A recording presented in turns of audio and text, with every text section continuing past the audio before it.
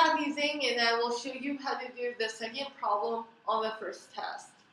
Now, part A asks you to find the dipole, find the direction of the electric field at different points A, B, C, D, and E on the plane.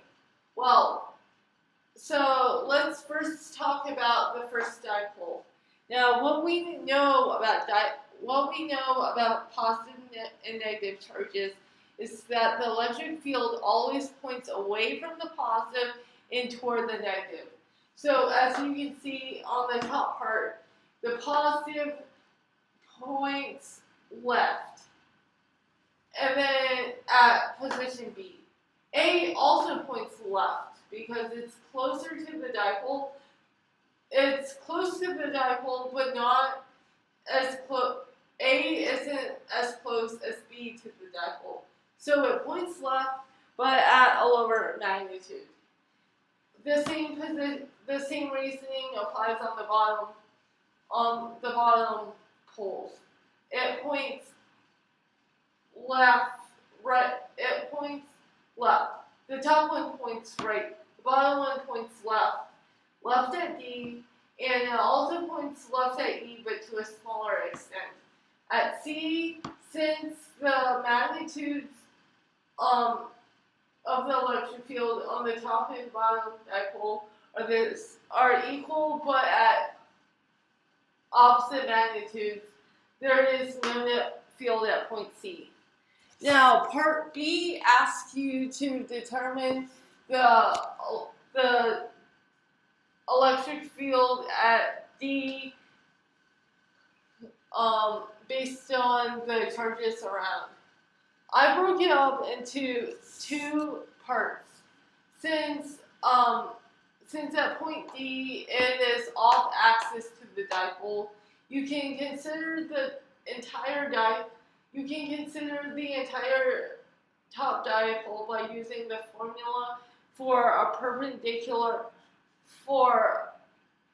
You can use the dipole formula for the top dipole. You can't, however, approximate the bottom dipole by using the formula since you are smack dab in between it. So you consider the bottom negative and positive charge as point charges. And so here is the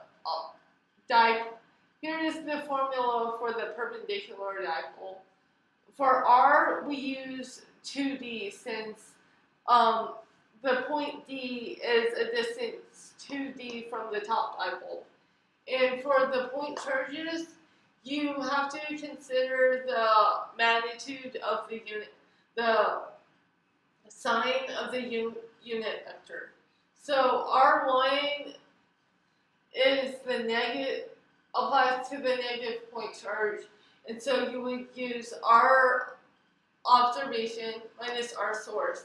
You're observing it at y equals 0, so you do 0 minus the distance to the negative dipole, which would be s divided by 2, which is 1/2 the separation between the dipole. You would do the same for the positive charge on the bottom dipole, and then after solving it, you would come up with this answer, which applies to the negative x direction. The electric field in this case does not apply in the y or z dimensions. Now, part C asks for the net force on the top dipole. I split these two charges up, and then I considered the force of each point charge on the other 3 point charges. So for the plus charge, it is experiencing a repulsion from the negative positive charge, and attraction directly downwards to the negative charge, and a position to the right due to the negative charge. Now, on this negative charge, it is repulsed by the bottom negative charge, attracted to the positive charge right besides it, and attracted to the bottom positive charge. As you can see, they are pointing left in the x directions.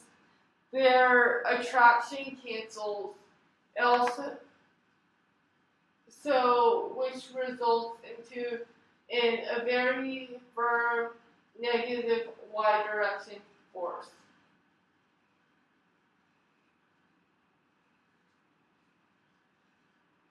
And there you have the third test problem. The second test problem on the first test.